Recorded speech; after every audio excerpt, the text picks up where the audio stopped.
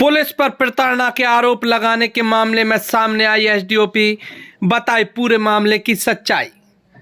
अशोकनगर जिले के पिपराई थाना अंतर्गत खोखसी गांव के कृपाराम यादव द्वारा बीते मंगलवार को कलेक्ट्रेट पहुंचकर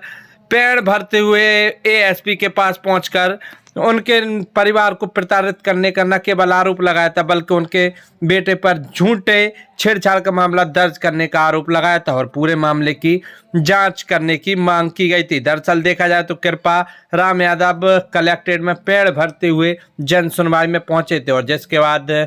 स्वदेश समाचार के साथ साथ अन्य मीडिया संस्थानों ने भी इस पूरी खबर को प्रमुखता से दिखाया था। लेकिन इस पूरे खबर को दिखाए जाने के बाद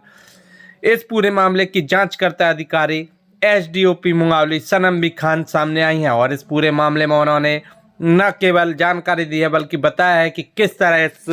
कृपाराम यादव के बेटे पर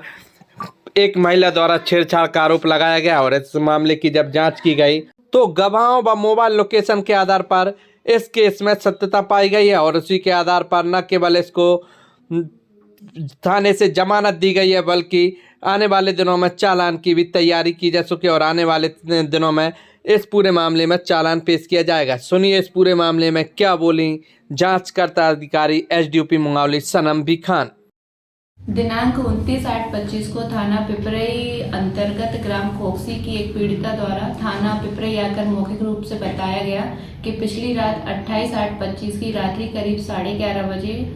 गांव खोखसी का ही देवेंद्र यादव उसके घर आया और बुरी नियत से पीड़िता का हाथ पकड़कर छेड़खानी की, जिस पर महिला अधिकारी को बुलाकर आरोपी के विरुद्ध धारा 74 बीएनएस की कायमी की गई। कायमी उपरांत पीड़िता के माननीय न्यायालय से धारा 183 बीएनएस के कथन करवाया गया, जिसमें पीड़िता द्वारा घटना के संबंध में अन्य तथ्य बताए गए। उक्त तथ्यों के अनुसार अपराध में धारा 75(1) बीएनएस तथा 351(2) बीएनएस का इजाफा किया गया। चूंकि उक्त अपराध में पीड़िता द्वारा बताया गया था कि उसके से कुछ दूरी पर उसका पति अर्जुन सो रहा था, तो अर्जुन यादव के कथन घटना के संबंध में लेख किए गए हैं। साथ ही स्वतंत्र साक्षी लल्लीराम यादव, अन्य साक्षी शालिग्राम यादव के भी कथन लेख किए गए, जिन्होंने अपने कथनों में घटना की पीड़िता द्वारा बताई गई घटना का समर्थन किया है। चूंकि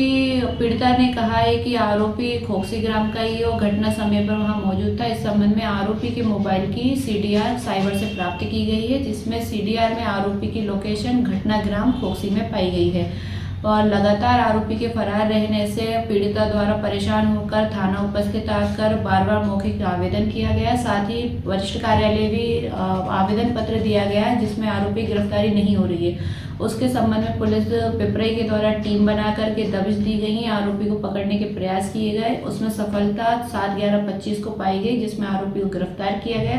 आरोपी का कृत्य 7 वर्ष से कम का था, इस वजह से आरोपी को माननीय न्यायालय के निर्देशानुसार नोटिस दिया गया है। नोटिस उपरांत दिनांक 20/11/25 को आरोपी के विरुद्ध प्रकरण में चालानी कार्रवाई की गई है, जिसका चालान क्रमांक 264/25 है, जिसे शीघ्र ही माननीय न्यायालय पेश किया जाएगा।